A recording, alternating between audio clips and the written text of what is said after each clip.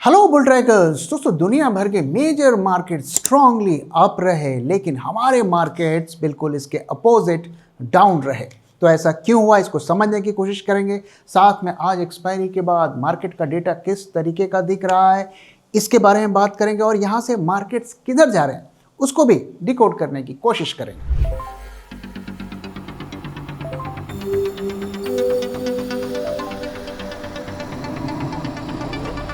जब मार्केट की हो बात, बेटर आस्क बुल ट्रैक। तो दोस्तों, ग्लोबल मार्केट स्ट्रांगली अप रहे। कल यूएस के मार्केट्स भी ग्रीन में खुले, आज एशियन मार्केट्स भी स्ट्रांगली ग्रीन में रहे। यूरोप भी स्ट्रांगली अप है, लेकिन हमारे मार्केट्स डाउन रहे।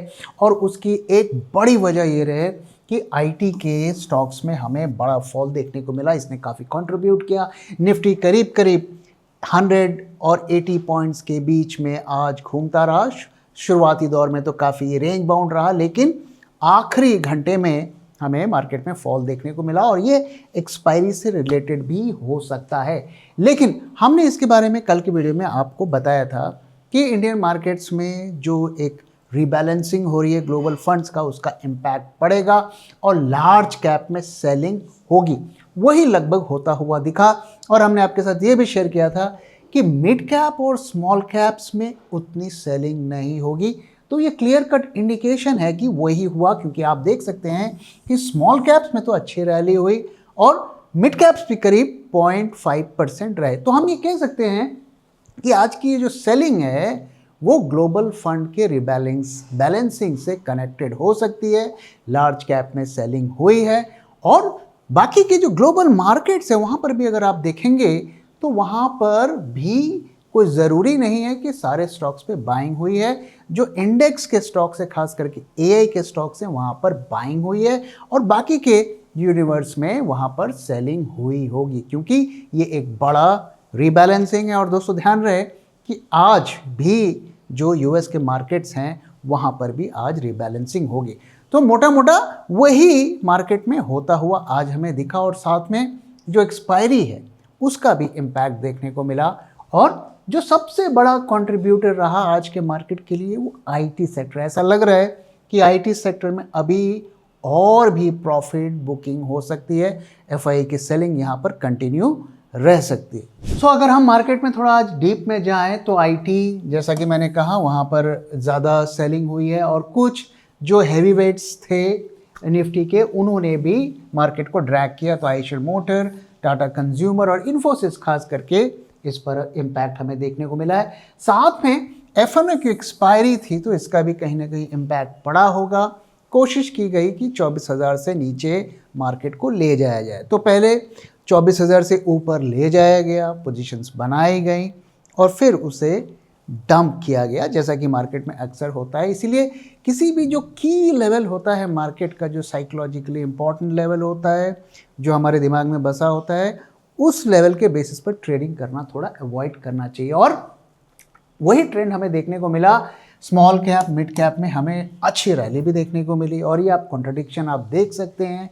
तो ये जो मैंने आपके साथ शेयर किया कि ग्लोबल रीबैलेंसिंग का इम्पैक्ट हो सकता है, साथ में रियल्टी केमिकल्स भी चले और जो मार्केट ब्रेड्थ है वो भी थोड़ी बेटर दिखी। तो ये जो सेलिंग थी ये एफआईआई ड्रिवन सेलिंग हमें दिख रही है और एक्सपायरी ड्रिवन भी सेलिंग के कुछ एविडेंस हमें दिख रहे हैं। तो ये तो हमारे मार्केट्स की बात हुई, लेकिन ग्लोबल मार्केट्स में भी एक बड़ा इवेंट हुआ है जिसके बारे में बात करना ज़रूरी है, क्योंकि ये पूरी की पूरी एआई स्टोरी से रिलेटेड है। और वो खबर ये है कि जो चिप्स की 3 सबसे बड़ी कंपनीज थी, सैमसंग, एसके हाइनिक्स और माइक्रॉन, उनके ऊपर कुछ इल्ज़ाम लगाए गए हैं। तो they are accused of colluding to throttle DRM supply using the AI-driven HBM pivot as cover and inflating prices 700% in 4 years.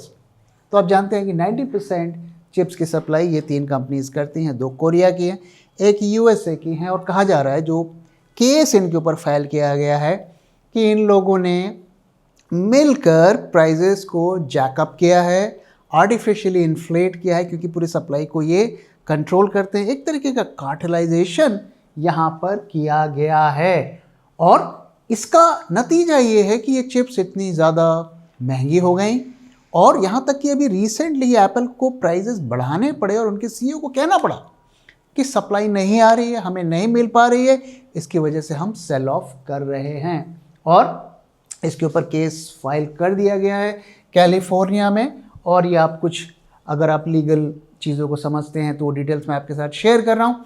और क्या इल्ज़ाम लगाए गए हैं? The 3 controls 90% of global DRAM, 95% of HBM।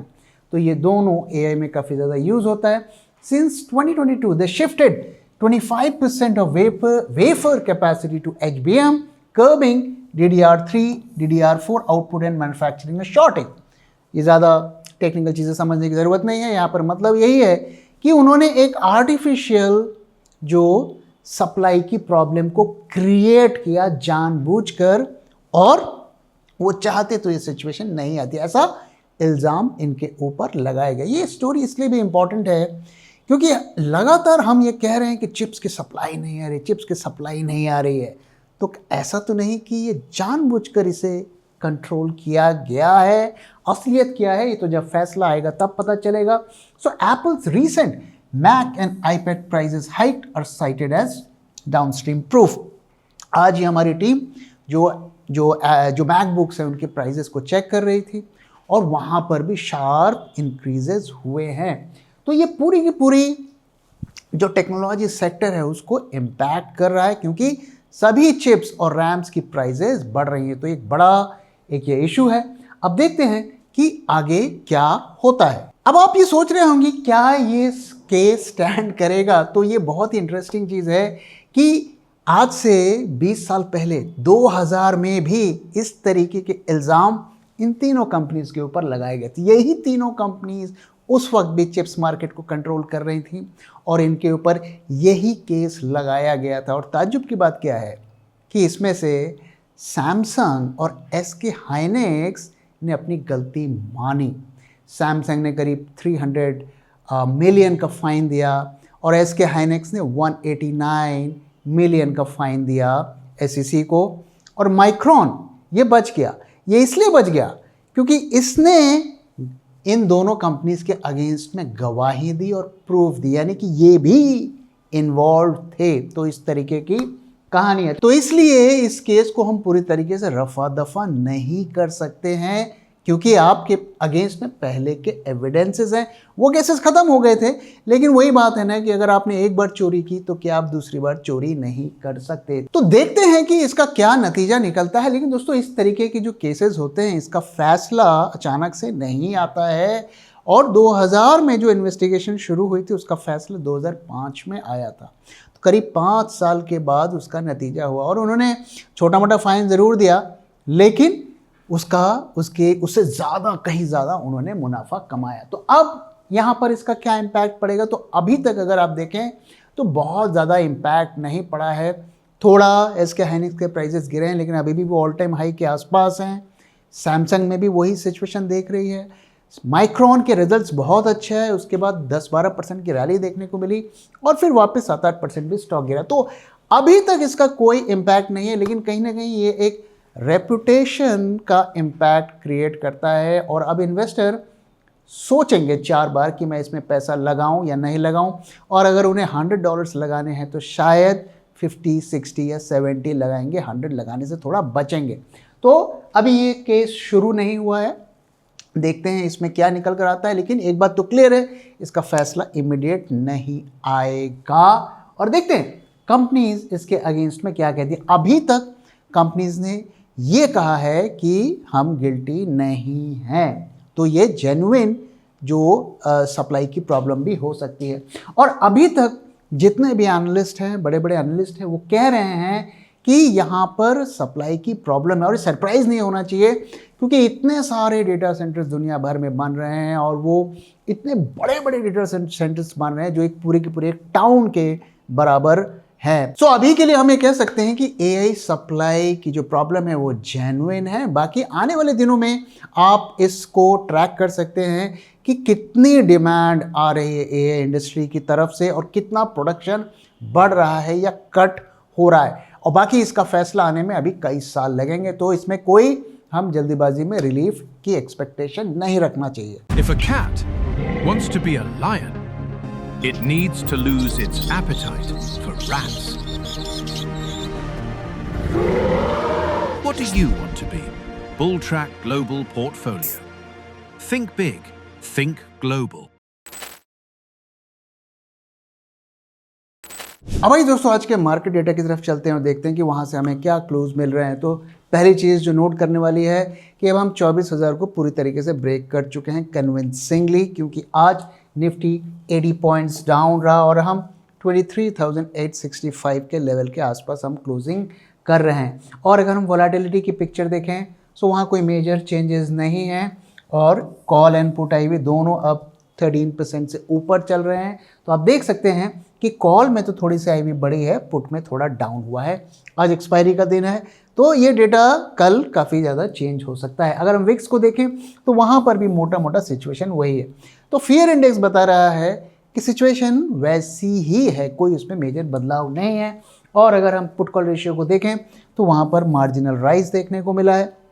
लेकिन जो सबसे डराने वाली चीज़ है वो ये है कि आज आप देखिए कितना रोल ओवर हुआ है। 80,000 से ज़्यादा कॉन्ट्रैक्ट्स रोल ओवर हुए हैं जून से जुलाई में, क्योंकि ये जुलाई का डेटा है। और कल भी करीब 56,000 हुए थे। और आप देखिए कि अगस्त में भी काफ़ी सारा एक्शन होने लगा है। तो यहाँ पर आपकी जानकारी के लिए बता दूं कि यहाँ पर हमने मंथ्स को चेंज किया है। तो यहाँ पर आपका जून और जुलाई था और यहाँ पर जुलाई एंड अगस्त है। तो वो डेटा आपको उस हिसाब से कंपेयर करना है। और अगर हम प्रीमियम्स की बात करें तो आप देखिए प्रीमियम में आज हमें राइज देखने को मिला है, क्योंकि काफ़ी रोल ओवर्स वगैरह होते हैं। तो आज का प्रीमियम अगर हम कल से कंपेयर करेंगे तो काफ़ी ज़्यादा है, लेकिन ये मिसलीडिंग भी हो सकता है और हम देखना है कि कल हम क्या प्रीमियम देखते हैं। और साथ में टर्नओवर भी आज अच्छा खासा रहा, एवरेज से ज़्यादा मैं कहूँगा। एडवांस डिक्लाइन रेशियो भी बेटर था कंसिडरिंग द फैक्ट कि आज मार्केट्स डाउन रहे। तो ये बता रहा है कि जो भी सेल ऑफ हुआ है वो लार्ज कैप्स में ही हुआ है, मोस्टली मिड कैप्स में बाइंग हुई है और इसी वजह से एडवांस डिक्लाइन आपको अच्छा दिख रहा है। और जो सबसे डराने वाली बात है वो ये है कि कल के दिन भी आप देखिए अच्छे शॉर्ट्स की एडिशन हुई है। FIIs के द्वारा उन्होंने काफ़ी शॉर्ट्स को ऐड किया है। ये थोड़ा सरप्राइजिंग है। नॉर्मली एक्सपायरी से पहले 3-4 दिन तक उनकी पोजीशंस कट होती हैं, लेकिन अब वो नहीं हो रहा। पिछले कई महीनों से हम ऐसा देख रहे हैं कि एक्सपायरी से पहले वो साइजेबल शॉर्ट्स कट होते हैं, फिर वो दोबारा बिल्डअप करते हैं। लेकिन यहाँ पर तो मुझे लगता है वो कुछ और ही तैयारी कर रहे हैं। इसलिए ये जो जुलाई का महीना है ये थोड़ा कॉशियस हमें रहना पड़ेगा। यहाँ पर बड़े सेल ऑफ हो सकते हैं और उसकी वजह क्या है कि जो रेट ऑफ इंटरेस्ट बढ़ने का खतरा है वो बहुत ज़्यादा है। और जुलाई के महीने में ऐसे कई इवेंट्स भी हैं जो मार्केट के डायरेक्शन को डिसाइड करेंगे। किसी और वीडियो में हम उसके बारे में बात करेंगे। तो मोटा मोटा हमें ये सिचुएशन क्या बता रहा है कि एक तो आज का डेटा हमें थोड़ा सा केयरफुली स्टडी करना है क्योंकि एक्सपायरी थी। लेकिन जो दूसरी चीज़ है कि जो रोल ओवर्स हो रहे हैं फ्यूचर्स मार्केट में नेक्स्ट मंथ और इवन अगस्त में, वो एक अलार्मिंग सिचुएशन हमें बता रहे हैं। अब ये चार्ट्स की तरफ चलते हैं और देखते हैं कि यहाँ से हमें क्या क्लूज मिल रहे हैं। तो दोस्तों हम आपके साथ लगातार शेयर कर रहे हैं ये दो लेवल्स, और हमने आपके साथ शेयर किया था कि 23,950 के नीचे बेरिश ट्रेंड कंफर्म होगा और 24,085 अगर आप लॉन्ग थे तो वो आपका स्टॉप लॉस होगा। तो आज इस लेवल को इसने कन्विंसिंगली ब्रीच कर दिया, लेकिन इससे पहले भी हमने देखा कि ये ब्रीच करके ऊपर गया है। तो अभी हमारा व्यू क्या है? देखिए आज एक्सपायरी थी तो उसका एक रिएक्शन देखने को मिला और साथ में जो ग्लोबल रीबैलेंसिंग हो रही है ग्लोबल फंड्स की, उसका भी इम्पैक्ट देखने को मिला। अब ये रीबैलेंसिंग कल ख़त्म होने वाली है। साथ में उसके बाद ऐसा भी हो सकता है कि रीबैलेंसिंग के बाद ग्लोबल मार्केट्स में रैली भी देखने को मिल सकती है, क्योंकि ईरान वॉर के फ्रंट पर कोई नेगेटिव न्यूज़ आती हुई नहीं दिख रही है। तो अभी भी हमें थोड़ा सा कॉशियस रहना पड़ेगा। अगर आप शॉर्ट कर चुके हैं फिलहाल के लिए टाइट स्टॉप लॉस रखिए 23,950, क्योंकि इसी तरीके का मार्केट सरप्राइज भी कर सकता है। अभी भी जो सिचुएशन हमें दिख रही है वो ट्रेंडिंग सिचुएशन नहीं दिख रही है, अभी वो बिल्डअप कर रहा है। अगर आप देखें तो ये अभी भी एक रेंज में फंसा हुआ है, एक इस तरीके का पैटर्न बनाता हुआ दिख रहा है।